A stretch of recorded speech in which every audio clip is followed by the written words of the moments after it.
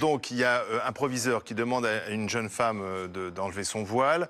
Cette affaire est médiatisée et sur son compte X, un jeune homme insulte ce proviseur et même appelle à le brûler vif. En fait, ce qui s'est passé, c'est que donc en février dernier, ce proviseur d'un lycée parisien, le lycée Maurice Ravel, tombe nez à nez avec plusieurs élèves qui portent le voile dans l'enceinte du lycée, et donc il demande aux jeunes filles de l'enlever, et notamment une jeune fille majeure qui est scolarisée en BTS dans cet établissement.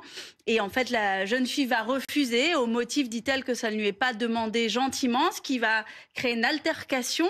Le ton monte et puis finalement, la jeune fille s'en va. Sauf que ça va s'envenimer et tout ça rappelle malheureusement ce qui s'était aussi passé pour Samuel Paty, puisque des rumeurs vont se répandre disant que le proviseur aurait giflé la jeune fille au motif qu'elle portait un voile, ce qui est complètement faux. Ça a été établi par une enquête qui a classé sans suite cette plainte. Et donc, l'affaire va en arriver à être sur les réseaux sociaux, sortir de l'enceinte du lycée, être transformée, amplifiée, déformée. Et donc le lendemain, il y a ce jeune homme de 27 ans dont la petite sœur est scolarisée dans ce lycée. La petite sœur a raconté les faits complètement déformés à son grand frère et cet homme poste sur son compte X, donc anciennement Twitter, ma sœur m'a raconté cette histoire. Il réagit à quelqu'un qui en parle. Il dit: ma sœur m'a raconté cette histoire, c'est une dinguerie, il faut le brûler vif, ce chien. Voilà les propos qu'il va tenir. Il n'est pas le seul à menacer de mort à ce moment-là ce proviseur, à tel point que le proviseur va devoir être mis sous protection, qu'il va quitter ses fonctions. Oui, il n'est plus proviseur, il a pris sa retraite. Et à l'époque, donc il avait dû être mis sous protection et arrêter ses fonctions temporairement et carrément mis à la retraite. Enfin, il avait pris sa retraite plus tôt que prévu. Alors, émoi dans le monde de l'éducation, notamment des proviseurs, et même la ministre actuelle de l'Éducation avait réagi. Alors bien sûr, elle ne peut pas commenter une décision de justice, mais quand même, elle s'interrogeait sur cette faible sanction. Oui, parce qu'en fait, ce message à l'époque a conduit ce jeune homme devant un tribunal, et le jugement est tombé lundi dernier. Et le jugement, alors que le parquet avait requis une peine de prison avec sursis, eh bien, le jugement fait état d'une peine de 600 € d'amende contre ce jeune homme et 3 000 € de dommages et intérêts et un stage de citoyenneté de 5 jours à effectuer dans les 6 mois.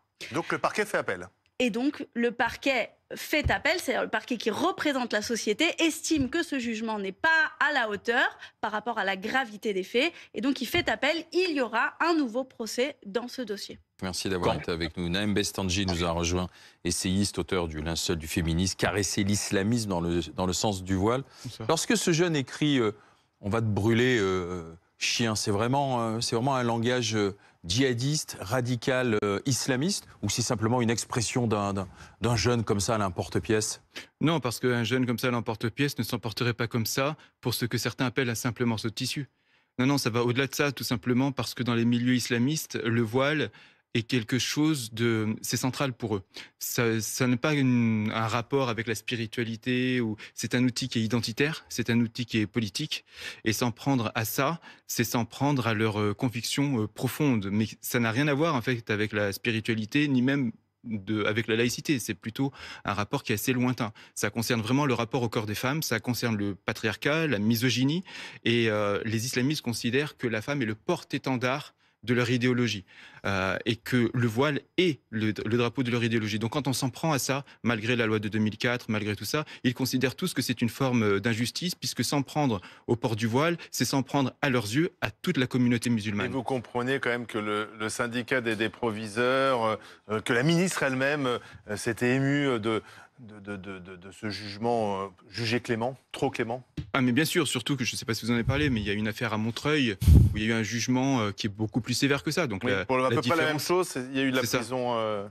C'est ça, an de prison et stage de citoyenneté aussi. Voilà, donc l'écart est trop important enfin, entre les deux peines. Mais au-delà de ça, il faut que les politiques, que les représentants de la société, et notamment aussi la justice qui représente la société, soient très fermes et très sévères vis-à-vis de ça, parce qu'il faut comprendre que le jeune homme qui a lancé ces menaces de mort et beaucoup de gens qui s'expriment de façon véhémente sur ce genre de sujet, ils considèrent qu'ils sont dans leurs droits. Ils considèrent qu'ils ont raison et qu'ils sont dans la justice. Donc il y a tout un travail de pédagogie, tout un travail d'information, de formation, et l'école à elle seule ne peut pas tout résoudre. Merci messieurs, dames, nous avons...